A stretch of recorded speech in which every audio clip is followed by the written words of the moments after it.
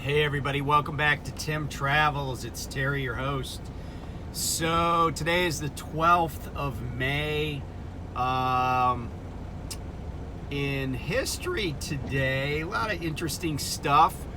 On this day in 1972, the Rolling Stones released the double album Exile on Main Street. I'm a Stones fan. I have been since I was a kid. And I've gone through this period where I've listened to music that I listened to as a kid and as a young adult, and kind of gotten more of an appreciation for it. And I think there's a lot of Stones stuff that I would include in that. So yeah, this day in 1972, I didn't buy it at the record store. I was only 9 then. I really hadn't become a hard rocking person yet, but that would be coming shortly after. This day in 1925, the great Yogi Berra, born in St. Louis, right? Famous New York Yankee, but he was born in St. Louis. What else? Also, this day in 1968, Tony Hawk was born. He shares a birthday with Katharine Hepburn. He shares a birthday with George Carlin, also born on this day. In 1820, Florence Nightingale was born. She was British, but she was born on this day, 1820. If I said 19, I was wrong. 1820 in Florence, Italy. And also, let me think, on this day in 2008, there was an earthquake in China. I hadn't remembered this, but it wasn't that long ago. Killed like 90,000 people. So, and by the way, earthquake, not weather. The weatherman always talks about earthquakes, but earthquakes are not weather. So anyway, that's kind of a synopsis of stuff that happened this day. I wanted to talk about a couple of things, and just, this is kind of weird. Yesterday I came in here to the terminal in Minooka, and when I had done my pre-trip, I noticed that the running light on the left side of the trailer was not illuminated. The flasher would work, the directional and the four-way would work, but the element for the actual running light itself was not on. And by the way, I always run with my lights on, not my headlights, but all my other lights. I just got into a habit of doing that. That's how I was trained. I basically leave my lights on all the time, and it just becomes something that allows me to constantly check my lights. So it was kind of weird, because when I picked that trailer up, the lights all worked, but then I got up in the morning and I leave my parking lights on at truck stops also. I got up in the morning, light was out, so I was like, well, I'm gonna go to Minooka anyway. And then there was this flap sticking out, the newer trailers, and this is a 201 series trailer, but some of the newer trailers they don't have the big old the big old flap things on the back. I can't remember what they're called. Trailer tails. They don't have the big old trailer tails, but they got just like the plastic pieces sticking out on the sides at the corner and the back of the trailers. And this one had a piece, there's like a square piece that it didn't look damaged, but it was just like not riveted in, and it was sticking out on the side. And every time I looked back there, it was on the left side. Every time I looked back there, I was like, I'd have to double check to make sure it wasn't a car coming around me. So I thought that was about an hour's worth of repair. But they've had the trailer inside the shop since last night sometime. which is, and I kept calling. I'm like, hey, is my trailer done? And they're like, yeah. I'm like, okay, well, where is it? And then I went and looked for it. It's like, it's still in the shop with an airline hook to it. So, and now just recently they were like, yeah, we'll have it done in a couple hours. I'm like, okay, because now I'm kind of getting close to when I need to leave, and it still needs to be washed out. So I wanted to talk about a couple of things about the trucking economy. And it just so happens that while I was having lunch, I was reading an article on Freightways about U.S. Express's first quarter numbers. And notwithstanding that U.S. Express is, being absorbed by KNX, they still had to put out some numbers, and because they're still a publicly held company.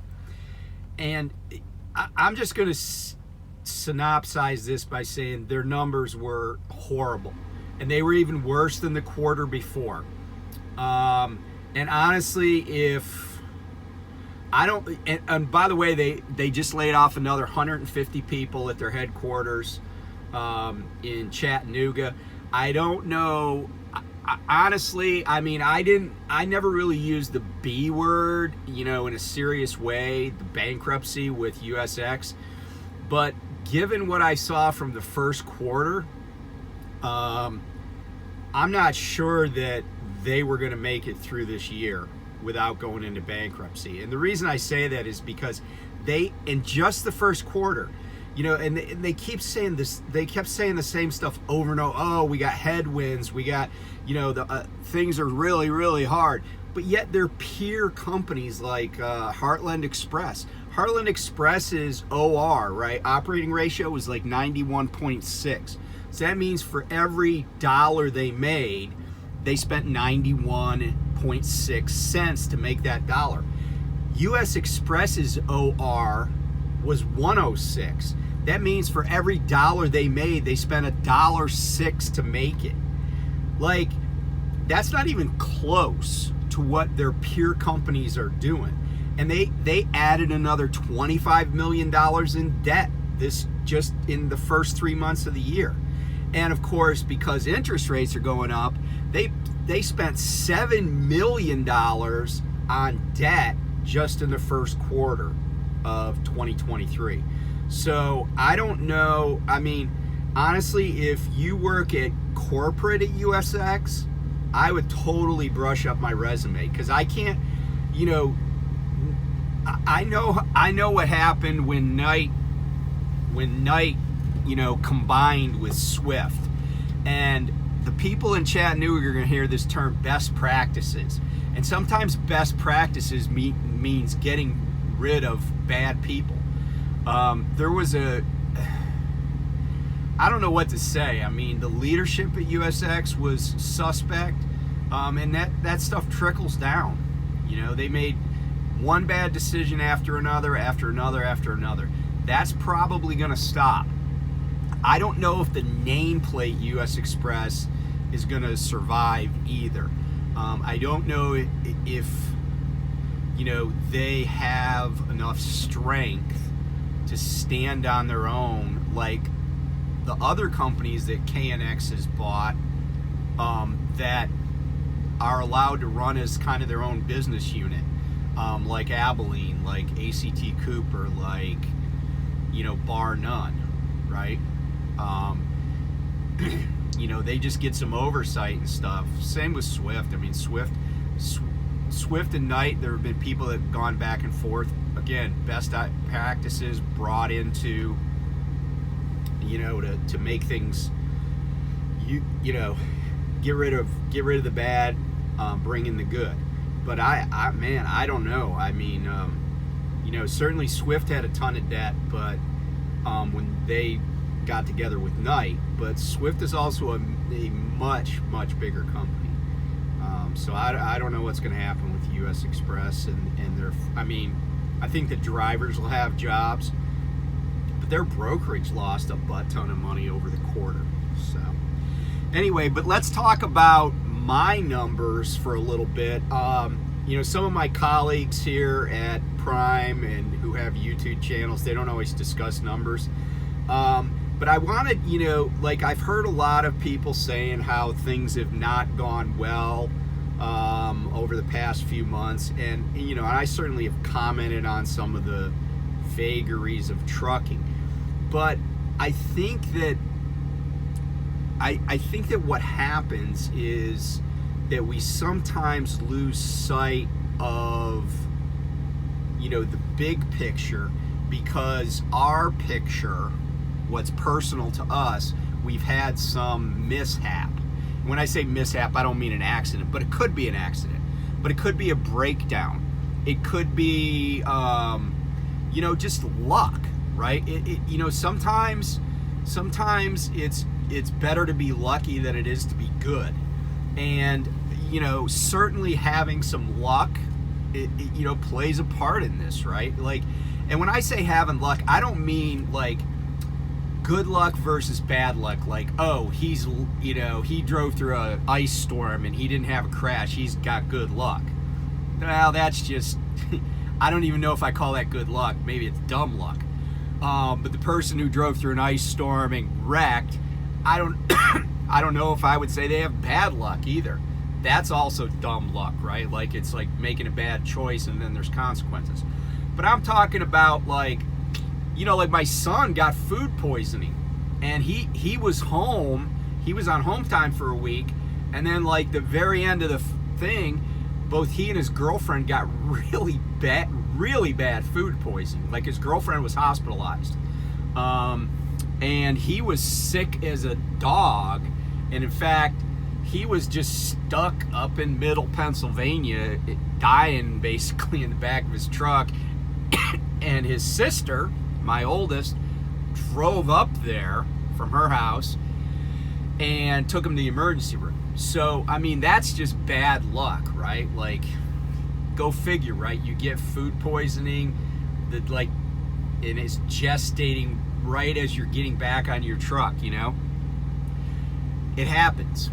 And so what we have to do is we have to kind of look at what's just bad luck, happenstance, and what's business. In other words, like, U.S. Express doesn't have bad luck, they have bad business decisions. That's why they got themselves in the pickle that they're in and have been in. But are we, but once we're like on the road, kind of hitting on all cylinders, we're not on home time, we're just taking whatever comes to us and trying to maximize it, how are we doing? And that's the exercise that I just went through. So I went back and I looked at 8 weeks, the last 8 weeks. And I'm not going to give you all of the like revenue numbers and stuff. Everybody kind of knows fuel prices have dropped. We also know revenue prices have dropped. But revenue on, like line haul. But on a lot of these loads, I still have, with the fuel surcharge, with line haul, maybe with some accessorials like, stop pay or whatever. A lot of trips have been paying over $3 a mile. And again, maybe it's just being in the right place at the right time. Maybe it's just, luck. But I certainly have spent, hours and hours and hours sitting around like I'm doing right now, right? Like, I got here to Manuka and I didn't even drive hard to get here. I got here yesterday around like 2:30. My load actually is ready, but because of the delivery schedule, I haven't bothered to go get it yet. Of course, my trailer, I need that, but just because there's such long lead times. And I was talking to some people today, and they have loads that pay okay, but on a per mile basis, but they can't deliver. It's like going 900 miles, but it doesn't deliver for 3 days. So yeah, you're getting maybe that 900 mile trip, you're getting, $2,900, so you're getting more than $3 a mile. But if you can't run hard, then there's probably a way to assign like some number, create some metric that compares it to what you could do if you were just running hard, and maybe you devalue that load on a per mile basis. But all that's kind of like an academic exercise, because the truth is, what are you taking home? What do you, for me, it's like, what am I netting? I mean, I know what my gross is on a weekly basis, but I know stuff's got to come out of that, right? Like fuel, truck payment, all this stuff. So without further ado, I'll just do these numbers on a weekly basis. I'll tell you what the total was for the last 8 weeks and what I averaged per week. And I will say that I took 10 days off in the last 8 weeks. And I was also home a couple of times. Like one time I was home for like 20 hours because I actually picked up a load a day early. So I just went home, I took it home with me basically, and parked and took about 20 hours at home, and then I left and delivered it. I also had like a 10-hour break at home earlier this week. So on the week ending the 24th of March, my net, now obviously I still have to pay my income tax and stuff, but my net was $29.73. The week of the 31st of March, the week ending March 31st, my net was $33.77. April 7th, that week it was $22.75. April 14th, it was $5.49, and I think that's the week that I started my home time. So it was $549. The following week, on the 21st, I was in the hole $1,229 because there were no trips for that week. And actually, the reason I was only in the hole that much is because I got like a rebate on fuel tax that was like, I don't know, maybe like $350 or something that week. Then on the 28th of April, I netted $2,934. On the 5th of May, I netted $1,418. And on the 12th of May, which was this settlement today, $2,383.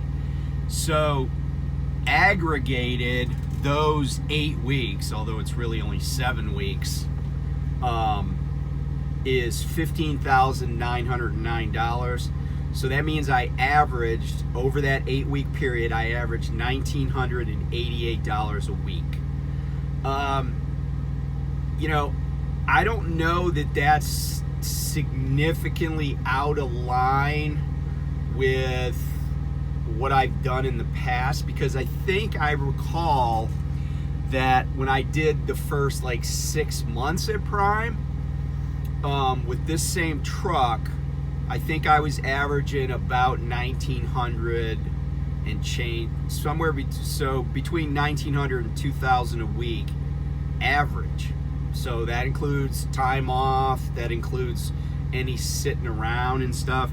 And I know I've had other people that have said, hey, I'm not doing that well, and they've told me some of their numbers, but I don't think it's useful to look at like 1 week or maybe even 2 weeks, 3 weeks, right? I think you have to see, because I mean, look, if you just took the month of April, right, I would have been, my average would have been significantly lower, because I had 1 week with $549, and then I followed it up with a $1,229 in the hole, right?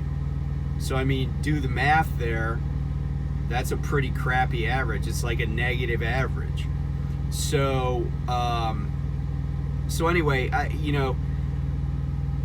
I have always tended to be optimistic in business. And I don't know if it's because I've, thought that I could always figure out a way to get something done. And it hasn't always been true, right? Like, I've been criticized by my, wife and this is and her criticism is valid, right? She's like, you always like, I'm the guy that still thinks I'm the guy that jumps out of the plane and my main chute doesn't work, and then I go to my emergency and it doesn't work. And I'm still like 30 feet from the ground, moving at terminal velocity, and in my mind I'm probably like, okay, something's gonna happen that helps me here, and sometimes it's not gonna be the case. Other times you just happen to land on some kid's trampoline and you bounce like 600 feet in the air and do it, and you survive. But actually, I'm kidding. I don't think that's I don't think you can hit a trampoline going terminal velocity and survive it, but it's wishful thinking, right? And I feel like having just having kind of a positive demeanor and just saying, okay, it's business, right? And here's the thing, right? Like I think the Fed has interest rates under control. I think they do. I think the stock market is at a discount right now. I think a lot of people have been keeping their powder dry, both personally and in the business world, just waiting to see what happens. So I think there are some positive things going on. I will tell you right now that the debt limit is a huge issue. And that's got to get resolved. But I think that, and if we can get these regional banks stabilized, then the damage is going to be limited. I still think there's going to be a ton of damage in commercial real estate, and I think we're just starting to see that. There have been a few like skyscrapers that they've already defaulted on their loans and stuff. Like there's going to be banks repoing skyscrapers here shortly, and there are a couple that are in default in Los Angeles, but I think there's a whole list of them that are going to be in default here by the end of the year because the paradigm has shifted, right? Like worker habits, corporate leasing, all that shifted because of COVID. So anyway, I'm happy to answer any questions. I mean, I don't think I wouldn't read too much into this because then I could break down and have a bad week and stuff. I'm just, keep my fingers crossed. And I'm going to try to control what I can control, right? My fuel costs, unless a trip is like really bad, I'm probably going to take it. I'm trusting my fleet manager to help me maximize my revenue because it helps him maximize his. So there is an incentive there. I do think some fleet managers, though, might be overmatched in a tough economy. And, they don't have the experience. I mean, my fleet manager's been at Prime for like at least 10 years. So experience matters. Anyway, thanks for watching, and I'll talk to you soon. Bye.